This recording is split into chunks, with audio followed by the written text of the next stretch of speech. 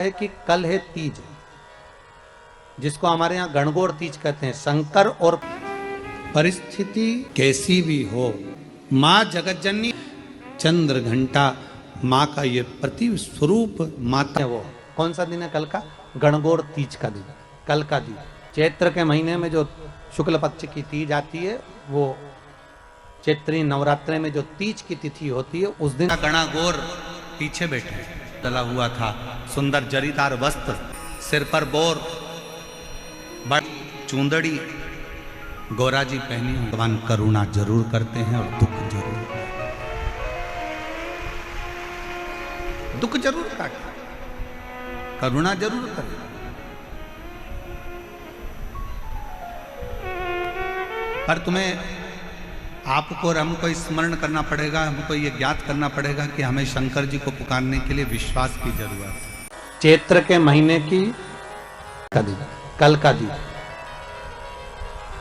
चैत्र के महीने में जो शुक्ल पक्ष की तीज आती है, वो चैत्री नवरात्रे में जो तीज की तिथि होती है, उस दिन शंकर और पार्वती शिव महापुराण के यजमान बनकर कथा सुनने के लिए गए थे।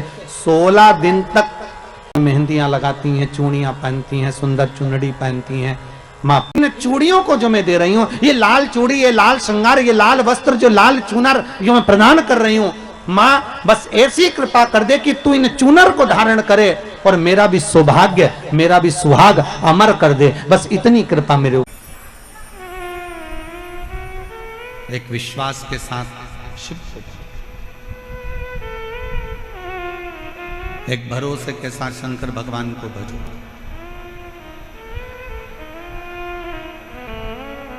लंका के राजा रावण ने मंदोदरी से कहा कि मैं जानता हूं कि शंकर जी के पास लेकर जाने के लिए कुछ नहीं चाहिए, और पूरी रामायण को उठाकर देखिए, रावण के पूरे चरित्र को उठाकर देखिए, रावण संहिता को उठाकर देखिए। आप पूरी रावण की लीला का स्मरण करेंगे तो रावण ब्रह्मा जी की आराधना करते समय कुछ दे रहे हैं, नारायण की आराधना करते समय कुछ दे रहे हैं, इंद्र की आराधना करते समय कुछ दे रहे हैं, पर रावण शंकर की आराधना करते समय कुछ नहीं दे रहे। खाली हाथ शंकर का गुणगान करने के लिए जाते हैं, और तो भी मेरा देव अधिदेव महादेव सोने की लंका प्रदान कर देता है। सोने की नगरी दे देता है। सोने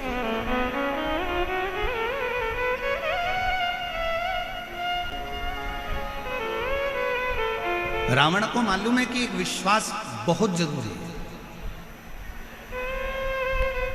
अभी आप आगे कथा में सुनेंगे, ईसर गोरा जी शिव महापुराण की कथा का रसतत्व ग्रहण करते समय आप श्रवण करेंगे। चंचुला देवी का मन 2 जगह पर डोल गए।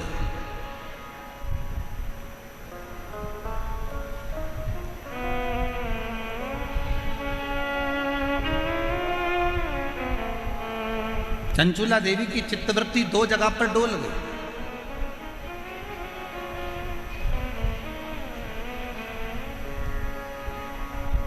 चंचुला देवी का मन 2 जगह पर विचलित हो गया, 2 जगह डोल गए। कब डोला? जिस समय पर चंचुला देवी की आंख में जल भर गया और तुमरुका जी कथा कर रहे थे, और चंचुला देवी ने कहा, क्या मेरा पति प्रेत योनि में पड़ा हुआ है, क्या वो मुक्त हो जाएगा? क्या उसको मोक्ष मिल जाएगा? क्या वो मुक्त हो जाएगा? ईसर जी गोरा जी पीछे बैठे थे, उन्होंने चंचुला देवी को आगे बिठाया, और ईसर गोरा गणागौर पीछे बैठे।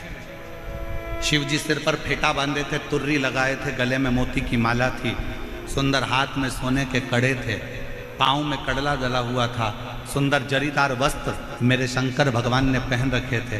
पार्वती जी ने बड़ा सुंदर श्रृंगार कर रखा था, बहुत सुंदर श्रृंगार, नाक में नथनी, सिर पर बोर, बड़ा बड़ा झुमका, गले में हार, गले में हार,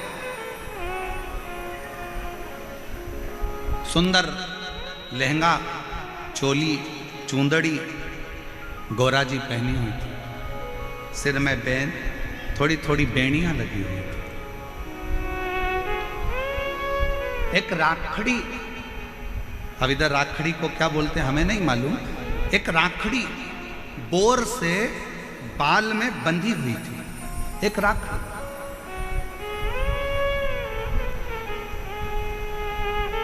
और बैठे हुए चंचुला देवी के मन में संशय उत्पन्न हुआ, क्या मेरा पति इस प्रेत योनि से मुक्त हो सकता है? तभी चंचुला देवी ने जैसे ही प्रश्न किया तुमरुका जी से, क्या मेरा पति प्रेत योनि से मुक्त हो सकता है? तुमरुका जी ने उत्तर दिया चंचुला देवी को, अगर विश्वास पक्का है तो पत्थर में भी फूल खिल सकता है, और विश्वास पक्का है तो प्रेत योनि से तेरा पति भी मुक्त हो सकता है। आप कितना विश्वास रखते हो, आप कितना भरोसा रखते हो, आप कितनी दृढ़ता रखते हो, ये आपके ऊपर निर्भर है। 7 दिन की कथा में आप आए हो, बैठे हो, हरि चर्चा कर रहे हो, शिव नाम जप रहे हो, भजन कर रहे हो, कीर्तन कर रहे हो, मंत्र जाप कर रहे हो।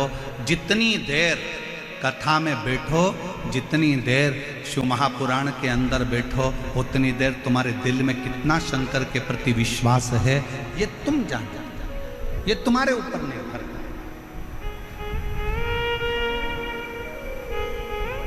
आपका भरोसा कितना है आपके ऊपर निर्भर करता है। एक पत्र है, अच्छा कथा कह रही है, शिव महापुराण की कथा वर्णन कर रही है। परिस्थिति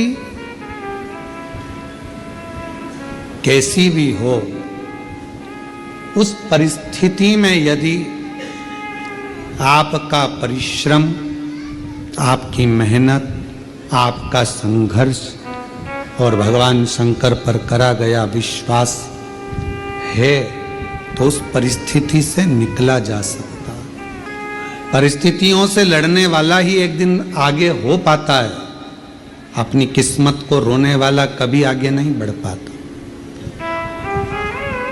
दुनिया में ऐसे कई लोग हैं जो अपनी किस्मत को हमेशा रोते रहते हैं, भगवान ने हमको ऐसा बना दिया, भगवान ने ऐसा बना दिया। अरे भाई, परिस्थितियों से लड़ो, बाहर हो जाओ, निकल जाओ, रो मत किस्मत के लिए। मेहनत करा नहीं, संघर्ष करा नहीं और किस्मत को रोते रहो तो क्या मतलब। थोड़ा धैर्य रखकर परिश्रम करके आगे बढ़ो। शिव महापुराण की कथा कहती है, बाबा का चरित्र कहता है, माँ जगतजननी जगदम्बा अंबा पार्वती मैया चंद्रमा को अपने मस्तक पर धारण करती हैं। शिवजी चंद्रमा को स्वयं धारण करते हैं। चंद्र घंटा माँ का ये प्रति स्वरूप, माता का ये नाम जीवन में एक शांति और आनंदता और धैर्य देता। शिवजी का चंद्रमौलेश्वर नाम सुख प्रदान करता, आनंद देता। और चंद्रमौलेश्वर महादेव की, चंद्र घंटा माता की।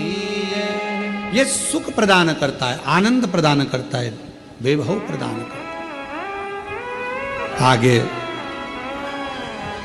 विदल और उत्पल 2 असुर ऐसे हुए जिनको माता ने कुंदुक का प्रहार कर कर मारा, और शिवजी का नाम कुंदकेश्वर। कुंदकेश्वर। जब कोई दवाई, कोई औषधि, कोई गोली शरीर को नहीं लगती है, तब कुंदकेश्वर महादेव का नाम लेकर उसको खाना चाहिए। डॉक्टर को दिखाओ, डॉक्टर का इलाज करवाना जरूरी है, डॉक्टर का इलाज करवाते रहो, दवाइयां लेते रहो, खाते रहो, पर उसके साथ में अगर दवाई काम नहीं कर रही है तो भगवान शंकर का कुंदकेश्वर महादेव का नाम हमें बल प्रदान करता है, एनर्जी देता, बल देता। शिव कथा करे, भगवान शंकर का संवाद करे। शिव महापुराण का चरित्र वर्णन करता है, भगवान शिव का पवित्र चरित्र कह रहा है कि जीवन में अगर कोई दुख एकदम सा। श्री शिवाय नमस्तुभ्यम। स्वागत है आप सभी का आपके अपने चैनल यवांश प्रजापति में। राधे राधे, जय श्री महाकाल, जय श्री कृष्ण। आज हम बात करेंगे तीज के बारे में और हम इसके उपाय के बारे में जानेंगे। हम चंद्रघंटा देवी के उपाय के बारे में और उनकी कथा भी सुनेंगे। आज हम बात करेंगे कि तीज के बारे में, जो सुहाग, प्रेम और सौभाग्य का पावन पर्व होता है। गणगौर का पर्व माता गौर और भगवान गण को समर्पित है। यह पर्व खास तौर पर महिलाओं के लिए बहुत महत्वपूर्ण होता है। कुंवारी कन्याएं अच्छे वर के लिए यह व्रत करती है और सुहागिन महिलाएं अपने पति की लंबी उम्र के लिए और सुख समृद्धि के लिए यह व्रत रखती है। गणगौर तीज की कथा अब हम सुनते हैं। प्राचीन समय की बात है, एक बार भगवान शिव, माता पार्वती यानी कि गण और गौर और नारद जी पृथ्वी पर भ्रमण कर रहे थे। वे एक गांव में पहुंचे जहां साधारण महिलाएं और अमीर महिलाएं दोनों रहती थी। गरीब महिलाओं ने सच्चे मन से माता पार्वती की पूजा की और उन्हें साधारण भोजन अर्पित किया। माता पार्वती उनकी भक्ति से बहुत बहुत प्रसन्न हुई और उन्हें अखंड सौभाग्य का आशीर्वाद दिया। इसके बाद अमीर महिलाएं ने भी बड़ी धूमधाम से पूजा की, लेकिन माता ने पहले सच्ची भक्ति को स्वीकार किया, यानी कि दिखावे को। भगवान शिव और पार्वती को कभी भी दिखावा पसंद नहीं आता है। उन्हें सच्चे मन से की गई भक्ति ही और सच्चे इंसान ही पसंद आते हैं। तब माता पार्वती ने सभी महिलाओं को सिखाया कि सच्ची श्रद्धा और प्रेम से ही सबसे बड़ा पूजन माना जाता है। गणगौर तीज के उपाय हम जान लेते हैं। अगर आप चाहते हैं कि माता पार्वती की कृपा आप पर बनी रहे तो यह उपाय आप जरूर करें। माता को 16 श्रृंगार सामान अर्पित करें। सुहागन महिलाओं को लाल चुंदरी, चूड़ी, सिंदूर चढ़ाएं। मिट्टी की गणगौर, शिव पार्वती की प्रतिमा बनाकर पूजा करें। व्रत रखकर माता से सुखी दाम्पत्य जीवन की प्रार्थना करें। गरीबों को भोजन और वस्त्र दान करें।